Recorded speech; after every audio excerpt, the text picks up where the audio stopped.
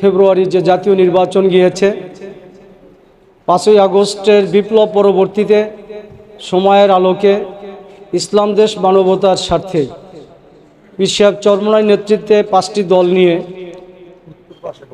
ইসলামের পক্ষে one box policy শুরু হয়েছিল। 6 নম্বর দল হিসাবে জামাত ইসলাম এখানে ইনক্লুড হয়। সার্বিক পরিস্থিতি পর্যালোচনা অনেক কিছুই করা যাবে, করা হয়। একটা পর্যায়ে জামাত ইসলাম তাদের নিজের চরিত্র যেটা ছিল তারা সেভাবেই বহিঃপ্রকাশ শুরু করে এবং শেষ পর্যায়ে এসে তারা ইসলামী আন্দোলনকে এত অবজ্ঞা এবং এত অবহেলার চোখে দেখা শুরু করলো যা ভাষায় প্রকাশ করার মতো না। যেটা এখন আমরা কিছু অনুমেয় যে তারা আমেরিকা এবং ভারতের সাথে এনসিপিকে নিয়ে ক্ষমতায় যাওয়ার একটা রঙিন স্বপ্ন দেখেই, অথবা তারা ইন্টারনালভাবে লন্ডন বৈঠক করে হঠাৎ করে তারা তারেক জিয়ার সাথে বিরোধী দল হওয়ার একক সিদ্ধান্ত নিয়েই, মানে ইসলামী আন্দোলন, যেই ইসলামী আন্দোলনের কারণে পুরো ঐক্যটা, পুরো সমঝোতাটা একটা আলোচনায় চলে আসছিল, তো সেই জায়গা থেকে সর্বোপরি তারা আমেরিকাকে খুশি করতে গিয়ে পর্দার মতো ফরজ বিধানকে তারা অবজ্ঞা শুরু করলো এবং সর্বোপরি একটা খ্রিস্টানদের প্রোগ্রামে তারা শরিয়া অনুযায়ী রাষ্ট্র পরিচালনা করবে না ক্ষমতায় গেলে, এমন ঘোষণা উনি একা দিতে পারে না। এখানে 11টি দল আছে, কারোর সাথে কোনো পরামর্শ করে না। ওনাদের টাকার গরম আর নেতৃত্বের গরমে ওনারা ইসলামী আন্দোলনকে অবহেলা শুরু করলো এমনইভাবে, যেটা ওনাদের নায়েবে আমির, ওনার একটা বক্তব্য আপনারা শুনেছেন যে আমেরিকার এম্বাসিতে যে ঘটনা ঘটছে এতে পরিষ্কার এবং সার্বিক পরিস্থিতি বিবেচনায় ওরা বলে আসুন সমঝোতা। আসলে আসুন সমঝোতা কিছু ছিল না। ইসলামী আন্দোলন রাজনীতি করে, নামাজ রোজা হজ জাকাত জিকির আজগার যেমন ইবাদত মনে করে, ইসলাম প্রতিষ্ঠার জন্য আমরা যুদ্ধ জেহাদ লড়াই করি, এটাও ইবাদত মনে করে। রোজা যেমন সেহাতের সাথে রাখতে হয়, জিকির আজগার দান সদকা যেমন সেহাতের সাথে না করলে কবুল হয় না। আমরা আমাদের বিশ্বাস রাখি ইসলামী হুকুমত প্রতিষ্ঠার জন্য যত মিছিল মিটিং সংগ্রাম নির্বাচন যুদ্ধ জেহাদ যা করি না কেন, এটাও যদি সেহাত ভাবে না হয় তাহলে এটাও ইবাদত হবে না।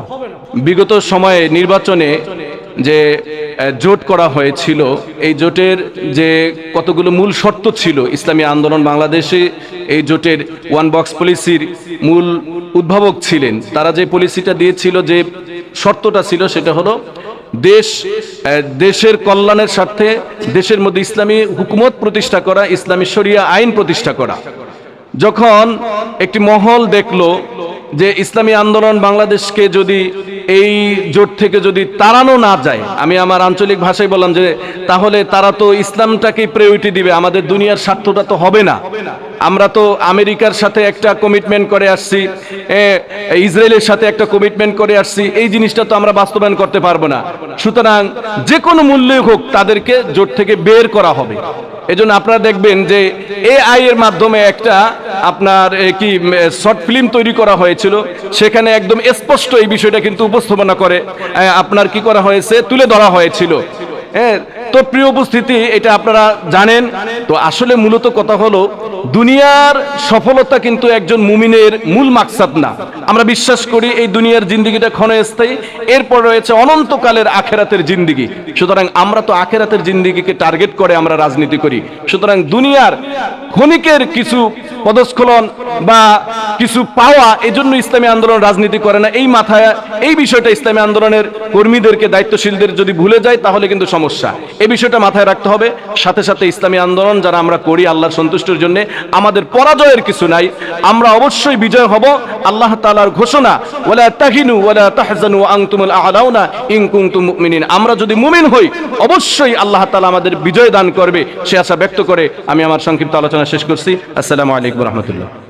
শুধু নির্বাচনের পর থেকে একটি প্রশ্ন সবার মনেই উত্থিত হয়, সবার মনেই জেগে ওঠে।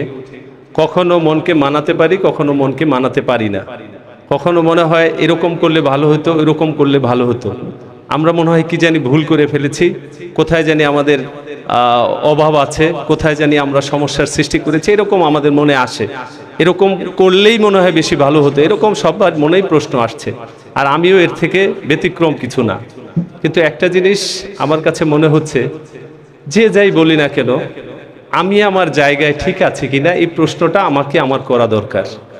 আমি যদি আমাকে প্রশ্ন করি যে আমি একজন প্রার্থী ছিলাম, আমার সকাল 6টায় একটি জায়গায় যাওয়ার কথা ছিল, কিন্তু আমি সেখানে সকাল 6:30টায় যেয়ে উপস্থিত হয়েছি, আমি কি আমার জায়গায় ছিলাম? আমি কি আমার দায়িত্বটুকু সঠিকভাবে পালন করতে পেরেছি? আমার প্রার্থী হিসেবে 5 লক্ষ টাকা খরচ করার কথা ছিল, আর একটু কষ্ট করলে আমি 6 লক্ষ টাকা খরচ করতে পারতাম বা ধার করতে পারতাম, কিন্তু আমি কি সেটা করতে পেরেছি? এর জন্য কি আমি আমার যদি প্রশ্ন করি, আমি আমার জায়গা থেকে যদি সঠিকভাবে নিজেকে জানতে চাই, আমার দায়িত্ব কতটুকু ছিল সেটুকু কি আমি পালন করতে পেরেছি? এটা শুধু নির্বাচনের বেলায় নয়, আমি যতদিন যাবৎ এই ইসলামী আন্দোলন বাংলাদেশের সাথে জড়িত আছি, যতদিন যাবৎ ইসলামী আন্দোলন বাংলাদেশ করতেছি, ইসলামী আন্দোলন বাংলাদেশের আন্দোলন সংগ্রামের সাথে জড়িত আছি, সকল সময় কি আমার এই জবাবদিহিতাকে আমি প্রমাণ করতে পেরেছি? আমি যদি আমাকে প্রশ্ন করি, আমি যদি আমার দায়িত্বশীলতার প্রশ্নের উত্তরটা আমি পেতে পারি, তাহলে আমার মনে হয় আমরা যারা আছি সকলেই আমাদের উত্তর চলে আসবে। আসবে না ভাই ইনশাআল্লাহ? তা আজকে এই রোজা, এই 17তম রমজানে আমরা যারা উপস্থিত হয়েছি, এই কতক্ষণ পরে আমরা ইফতার করব।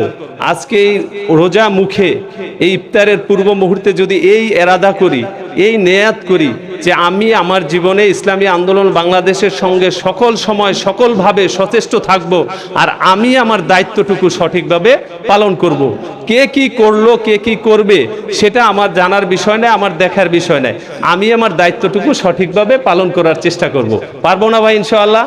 সেই কারণেই বিগত দিনে কি হয়েছে না হয়েছে সেদিকে লক্ষ্য না রেখে আমরা যদি এটাই মনে করি যে আমরা যা করেছি আল্লাহ সন্তুষ্টের জন্য যথেষ্ট, আলহামদুলিল্লাহ ভালো করেছি, আরও ভালো ভবিষ্যতে করব, তাহলে আমাদের মনে কিছু থাকার কথা না। আজকে বদর দিবস, এই দিবসে আজকে আলোচনা হওয়ার দরকার ছিল বদর দিবস উপলক্ষে, যে বদরের যুদ্ধে কি হয়েছিল, সেখান থেকে আমাদের শিক্ষণীয় কি বিষয় রয়েছে, এই বিষয়ে যদি আমরা কিছু জানতে পারতাম, শুনতে পারতাম, তাহলে আমাদের মনোবল আরও বেশি বৃদ্ধি হতো আমি মনে করি। যাই হোক, সেই শোনানোর মতো পরিস্থিতি নাই। যদি একজনকে 1 মিনিট 1.5 মিনিট সময় দেওয়া হয়, সেখানে কিছু বলার সুযোগ থাকে না। আলোচক আমাদের বেশি, বিধায় সেই বিষয়ে আলোচনা করার সুযোগ হয় নাই। তা আমি সর্বোপরি একটা কথা বলতে চাই যে আমরা ইসলামী আন্দোলন যারা করি, বাংলাদেশ মুজাহিদ কমিটি সহ সহযোগী সংগঠন সকলেই আমরা আল্লাহ তাআলা সন্তুষ্টির জন্য সব কাজ করব। আগামী দিনে চরমনায় বাৎসরিক মাহফিল 1 এবং 1, 2, 3 এপ্রিল ফাল্গুনের মাহফিল, এই মাহফিলে যাওয়ার জন্য সকলকে বেশি বেশি উদ্বুদ্ধ করতে হবে। আশা করি তৃণমূল পর্যায়ে যারা এখানে আসছেন তাদের মন তো আলহামদুলিল্লাহ আরও আগ্রহ উদ্দীপনা বৃদ্ধি হয়েছে।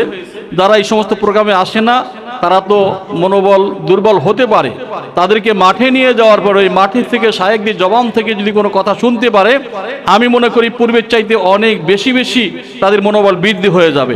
এই জন্য এখন থেকে শুরু করে চরমনায় যাওয়ার জন্য ব্যাপক আকারে সকলেই চেষ্টা করতে হবে, লঞ্চ, বাস, ট্রলার যোগে যাতে লোক বেশি যেতে পারে, এই জন্য সবাই চেষ্টা করবেন। আগামী দিন আরও সুন্দর করে কাজ করার জন্য শরীয়তপুর জেলা ইসলামী আন্দোলন সহ সকল সহযোগী সংগঠনকে আমি বিনীতভাবে অনুরোধ করার জন্য, উত্তরোত্তর উন্নতি হওয়ার জন্য তাদেরকে অনুরোধ করলাম। আল্লাহ সাহায্য চাই, আল্লাহ আমাদের তৌফিক দান করুক। আমিন ওয়া মা আলাইনা ইল্লাল বালাগ। এই উপস্থিতি ইতিমধ্যে আপনারা জেনেছেন ইসলামী আন্দোলন বাংলাদেশের বিভিন্ন বিষয় সম্পর্কে। এই বিষয়ে আমি কিছু আর বলবো না। বিশেষ করে আমাদের দায়িত্বশীল আছেন, আমাদের সামনে এগিয়ে যেতে হবে। পরাজয় বলতে কিছু নাই, আমরা হকের পথে ছিলাম, আছি, ইনশাল্লাহ মরণ পর্যন্ত থাকবো। অধিক সংখ্যা, পার্সেন্টেজ বেশি, এটা ইসলাম বিজয়ের শর্ত না। এটা আমরা বদর যুদ্ধ থেকে শুরু করে বিভিন্ন যুদ্ধ এবং আফগানিস্তানের ইসলাম বিজয়ের একটা প্রমাণ আমাদের হাতে আছে। প্রচলিত কোনো নির্বাচনের মাধ্যমে বা বিশাল জনগোষ্ঠী নিয়ে কিন্তু আফগানিস্তানে ইসলাম প্রতিষ্ঠিত হয় নাই। সুতরাং ভয়ের কোনো কারণ নাই, চিন্তারও কোনো কারণ নাই। আমরা আমাদের উপর অর্পিত দায়িত্ব যথাযথভাবে যদি পালন করতে পারি, তাহলে ইনশাল্লাহ আগামী দিন আমাদের বিজয় আসবে। এই জন্য কেন্দ্র থেকে আমাদের যে নির্দেশনাগুলো আসবে, আমরা প্রত্যেকটা দায়িত্বশীল এই নির্দেশনাগুলো সঠিকভাবে পালন করার চেষ্টা করব। ভিন্ন দল উপদল আমাদের মাঝে আছে, ইসলামী দল অনেক আমাদের মাঝে কাজ করেছে। তো নির্বাচন করতে যায় আমাদের অনেকের মাঝে অনেকের সাথেই কথা কাটাকাটি, মনোমালিন্যতা এরকম অনেকই হয়েছে। আমি মনে করি যে আমাদের বাংলাদেশে যে ইসলামী রাজনৈতিক দলগুলো বিভিন্ন দলে বিভক্ত এবং ঐক্য না হওয়া, বিভিন্ন জনে বিভিন্ন জোটের সাথে ঐক্য হয়েছে, এটা সর্বোচ্চ এতটুকু বলা যায় যে ওলামায়ে কেরামদের ইজতিহাদি ভুল ছিল। যদি কোনো ভুল হয়ে থাকে, যাদের ভুল তাদের ইজতিহাদি ভুল, এটা ওই পর্যায়ের হারাম কাজ বা বাণিজ্যের কোনো কিছু না। এটা কাদের ইজতিহাদি ভুল ছিল, কাদেরটা সহি ছিল, এটা আমরা আরও পরে আমরা উপলব্ধি করতে পারবো মনে হয়। তা আমার এতটুকু দাবি সকলের কাছে এবং আহ্বান যে আমাদের মাঝে যেই পরস্পরে বিভিন্ন ধরনের কথাবার্তা, মনোমালিন্যতা, একজনের বিরুদ্ধে আরেকজনের লেখা ফেসবুকে, এই সমস্ত বিষয়গুলো এখন যদি আমরা আমাদের সামনে আসে, তাহলে আমাদের অনেকেরই লজ্জাবোধ করি আমরা যে এই বিষয়গুলো তাদের ব্যাপারে আমরা লিখছি, তাদের বলছি। যাই হোক, এই জন্য আমরা পরস্পরে আমাদের সেই পুনরায় যেন সেই হৃদ্যতা, আন্তরিকতা এবং দিনী ময়দানে সর্বক্ষেত্রে যেন আমরা ঐক্যবদ্ধভাবে কাজ করতে পারি। এই জন্য পিছনের সব কিছু ভুলে আমরা নতুনভাবে আমরা সামনে অগ্রসর হব, এই আহ্বান রেখে আমি সংক্ষিপ্ত কথা শেষ করলাম। সবাই আমরা দুরূদ শরীফ পড়ি। আল্লাহুম্মা সাল্লি আলা সাইয়্যিদিনা নবিয়িনা শাফিঈনা হাবিবিনা মাওলানা মুহাম্মদ। اللهم آمين. ربنا ظلمنا أنفسنا وإن لم تغفر لنا وترحمنا لنكونن من الخاسرين. ربنا فاغفر لنا ذنوبنا وكفر عنا سيئاتنا وتوفنا مع الأبرار. رب اغفر لي ولوالدي وللمؤمنين يوم يقوم الحساب. আয় আল্লাহ, আমরা ইফতারির পুরো মুহূর্তে আল্লাহ বদর দিবসে আপনার শাহী দরবার হাত উত্তোলন করেছি। দয়া করে আমাদের জীবনের সমস্ত গুনাহ খাতা মাফ করে দিন। আয় আল্লাহ, আমাদের পিছনের সমস্ত ভুল ত্রুটি ক্ষমা করে আয় আল্লাহ আমাদের আপনার খাস বান্দা হিসেবে কবুল এবং মঞ্জুর করে নিন। আমাদের ভিতরে যাদের পিতা মাতা, আত্মীয় স্বজন, পাড়া প্রতিবেশী আয় আল্লাহ যারা কবরে শায়িত অবস্থান, সবাইকে আপনি মাফ করে দিন। আয় আল্লাহ, সবার কবরকে আপনি জান্নাতের বাগান বানায় দিন। আয় আল্লাহ, আমাদের দ্বীনি কাজের ভিতরে যে ভুল ভ্রান্তি হয়েছে আল্লাহ আপনি ক্ষমা করে দিয়ে আমাদের এই কাজকে আপনি কবুল করে নিন। আয় আল্লাহ, আগামীতে যেন আমরা সুন্দর সুষ্ঠুভাবে আমরা এই দ্বীনি আন্দোলনের কাজ, ইসলামী আন্দোলনের কাজ এবং আমরা বাংলাদেশে ইসলামী রাষ্ট্র প্রতিষ্ঠার জন্য কাজ করতে পারি, সেই তৌফিক আমাদের মাঝে দান করে দিন।